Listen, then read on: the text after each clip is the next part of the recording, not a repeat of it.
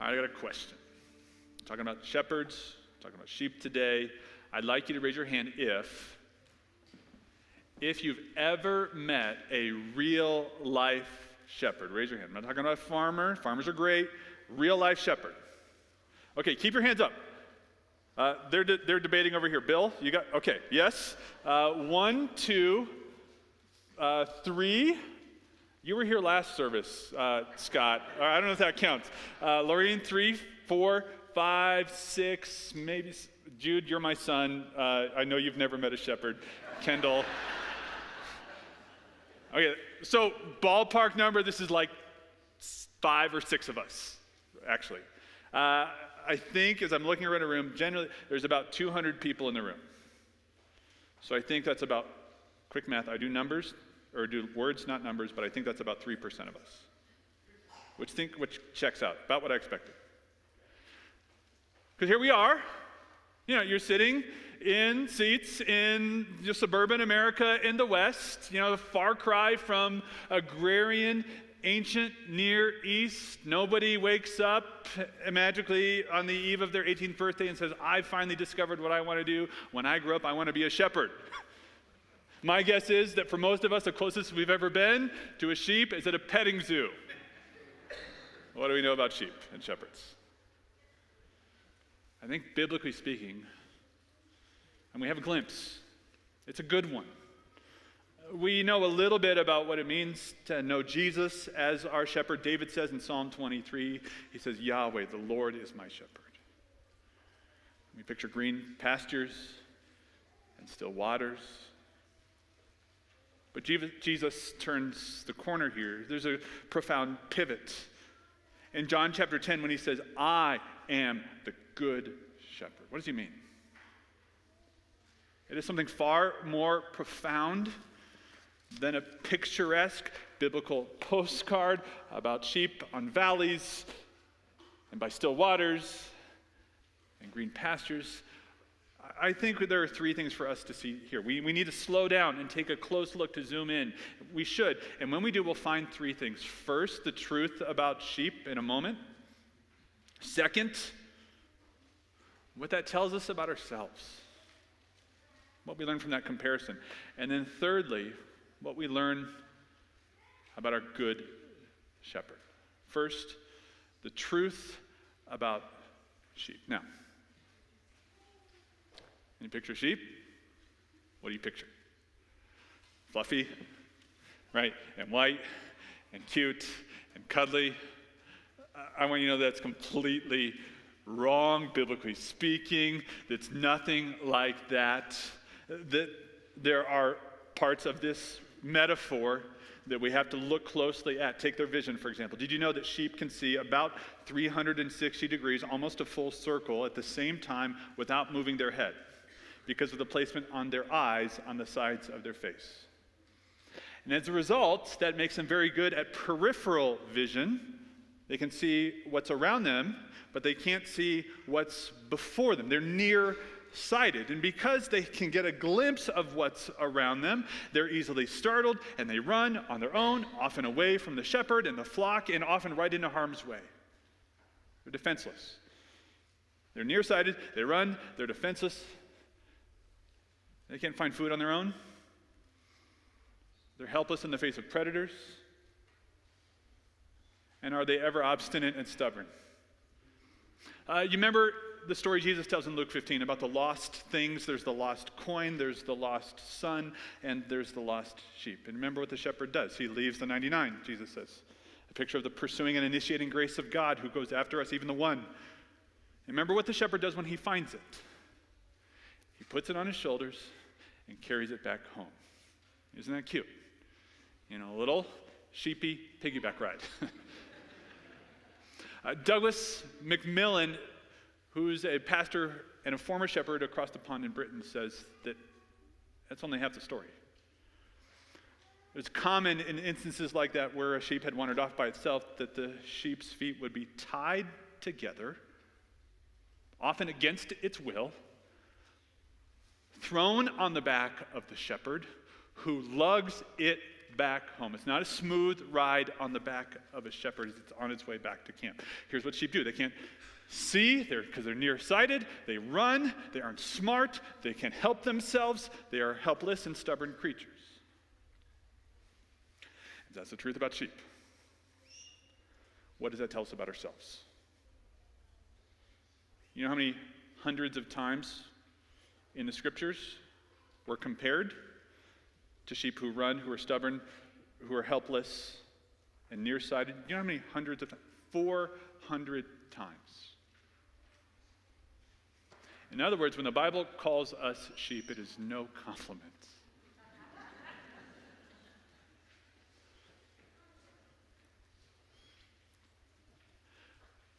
And I think we need to pay attention to that because we're nearsighted too. You ever have this experience where you look back on an old picture of yourself from years and years ago? And what do you see? You see yourself, but you probably have one of two reactions. Either you look back on the picture and think, man, those were the good old days, right? You know, I looked good, I looked younger, I was carefree, didn't have all those responsibilities that I've had or that I have now. You know, either those are the good old days, good reaction, or either instead it's, oh, you look at your picture, what was I wearing? What was I thinking at the time? You know, there's something about the human heart that is nearsighted when we look back on our past. And not just the way that we look, but what we've done since then. And I was foolish back then, but now I'm older and wiser. And now I'm just coming out of that old foolishness from the past. You know what your future self is going to do in 10 years? It's going to look back on your present self and say the very same thing about who you are now. What was I wearing? What was I thinking?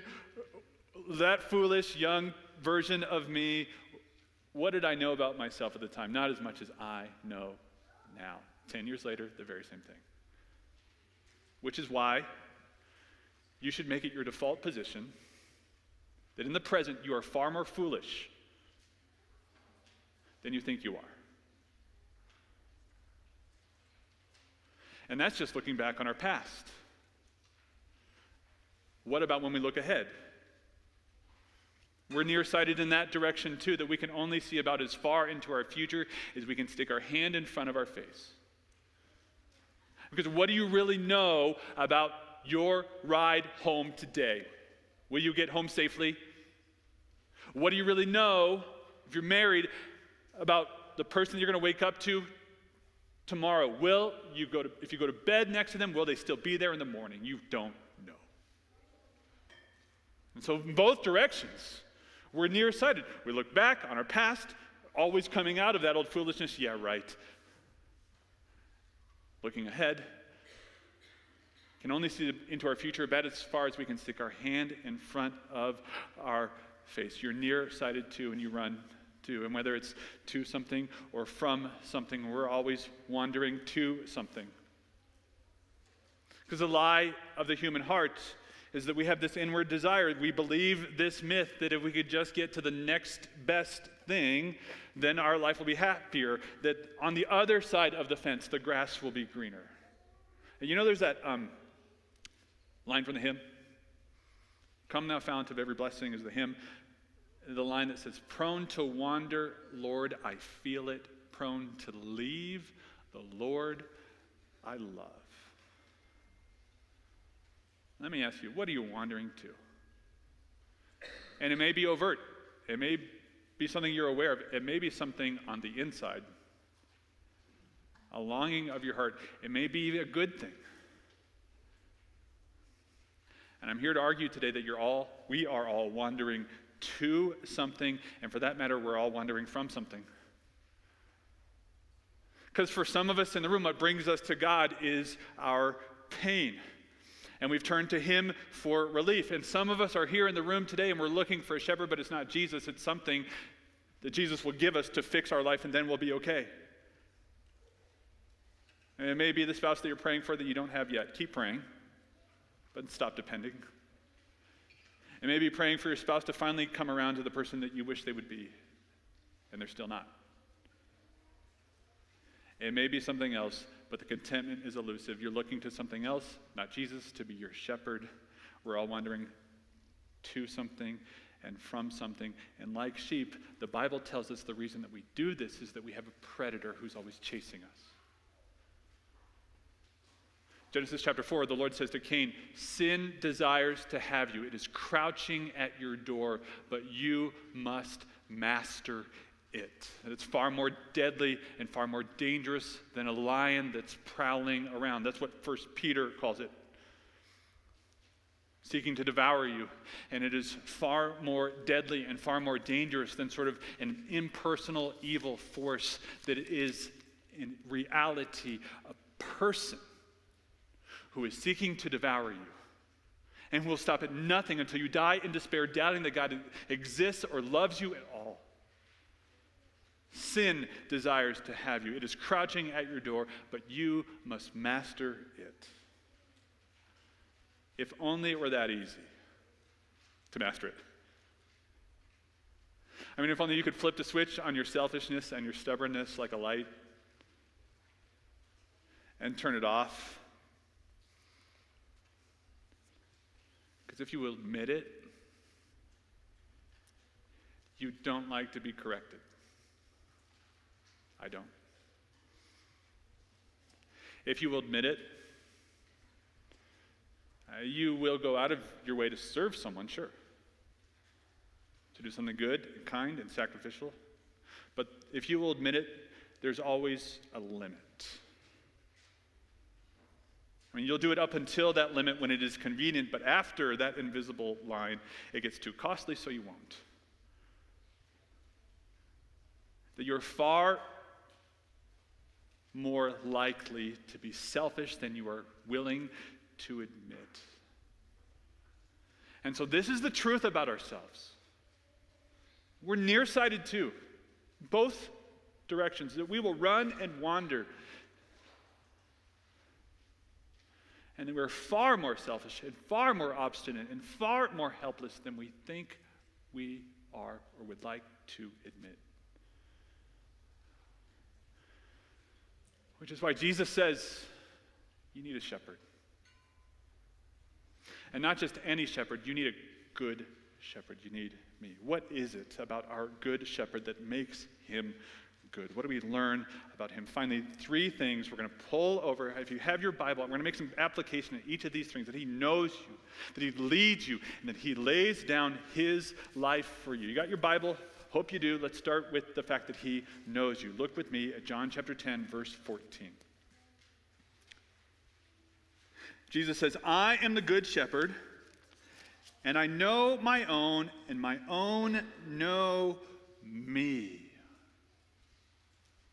The fact that your good shepherd knows you is at the same time a great terror and a great comfort. It's a great terror because he knows you. And he doesn't just know the fact that you wander away to other things to be your shepherd, to be your source of worth and happiness and joy. He doesn't just know that you wander in a general way. He knows what you wander to. He knows the things that you do. He knows your past and all the things that you've done. He knows the things that you think. I mean, even the person who knows you best, better than anybody else on earth, doesn't know the darkest corners of your heart. But your good shepherd knows you to the depth of your soul, to the bottom of your heart. I want you to stop just for a moment and think about that for a moment, how truly terrifying that can be. Which is why it makes it such a great comfort. And he knows you, that he knows all of you, all about you, but he knows you in a personal way, not just in a general way from afar, and he still pursues you and still chases after you and still loves you, and it's not your selfishness that keeps you from him, that prevents him from chasing you down, and it's not your goodness or your good behavior that will speed him up. It is his love for you that moves him to chase after you. That it is a great comfort to know that he knows you. Okay. What do we do about that practically? It's this. Let's pull over for just a moment before we move on. If he knows you completely and comprehensively, it's time to give him the parts of your heart that you've been keeping from him. Because in our obedience, not just in the way that we serve other people, but in our obedience to Jesus, we will obey him with the parts of our heart and the corners of our life that are convenient to give to him up until it is too costly, and then we won't. It's time to give all those things to him, every corner of your heart and every part of your life, to serve him and to obey him in a comprehensive way, because he knows you and loves you. That's number one. He knows you. Number two, he leads you. All right, go back up. Above our text today, we start in verse 10, go all the way up to verse 3. Second half of the verse, he says he calls his sheep by name and he leads them out. That verb is important. When he has brought out all his own, he goes before them. That position is important. And the sheep follow him, for they know his voice. He leads them. Now that may seem obvious. He leads you. He's your leader. In Western culture, shepherds drive their sheep in front of them. They go out before them, and the shepherds follow their sheep. They may use sheepdogs around them. In the ancient Near East, and still today in the East, shepherds lead their sheep. They don't drive their sheep. They lead their sheep from in front, and the sheep follow them. Why does that matter? Why is that distinction important for us today? Because it may seem like you've wandered into a wilderness, and you're not sure how you're going to get out, how long it's going to take to get out. But Jesus, your good shepherd, is with you. And it may feel like he has bound you up and put you on his back against your will. And it may feel like rough handling as far as you can see, nearsighted as you are in the present. But Jesus, your good shepherd, goes before you. And that's not just a sentiment, that's a reality. Because practically that means that nothing that has ever happened to you can ever derail you from the path that your good shepherd has laid out before you. And that means, too, that nothing that you have ever done could derail you from the plan that your good shepherd has laid out before you. You look back on your decisions that have changed you. You look back on the decisions of others that have affected you. Your good shepherd goes before you, and he's still leading you out for your good and for his glory, no matter how long it takes. Your good shepherd, he knows you, and he goes before you. He leads you. You know what that means for you? Finally, practically, before we move on to point number 3, that means you don't have to do anything else. Relax and trust. Let your good shepherd lead you. You can't screw it up, and neither can anybody else. He knows you, he leads you, and he lays down his life for you. Finally, Jesus is drawing a great comparison with the hired hand. He says the hired hand's in it for themselves, only to the point that it is too inconvenient for them. Then they stop and back off. They're only in it for the paycheck. Wolf comes, snatches the sheep, scatters them. Leon Morris says it like this. When Jesus says, I am the good shepherd and lays down my life for the sheep, he's a commentator. Leon Morris says like this. This must have been a rare occurrence among Palestinian shepherds. When the shepherd did die in defense of his sheep, that was an accident. He planned to live for them, not die for them. Why? It may seem obvious, but to die for your sheep was to leave them utterly alone and exposed. And that was inconceivable. Jesus says, look at verse 11. I am the good shepherd. The good shepherd lays down his life for the sheep. Those last 3 words are the most important words of that whole verse. For the sheep. In English, we have one word for and that word is for. Sounds like purpose, sounds like result. He lays his life down for the purpose of, for the benefit of the sheep. And that's fine, that's true. There are particular prepositions for the word for in Greek. This is a particular one. The word is hyper. You know what the word hyper means? When he says, I lay my life down, hyper the sheep, it means on behalf of, in place of. It's substitution. Jesus is saying this. I do this for you. And I don't have to. Because I love you, I choose to. To save his sheep, what does he do? He becomes a sheep. To save his lambs, what does he do? He becomes the lamb. As we sing in our Lutheran liturgy, the lamb who was slain, who has begun his reign. If your good shepherd lays his life down on your behalf, in your place, what does that mean for you practically today? That means the thing that we do sometimes with other people, we don't have to do anymore.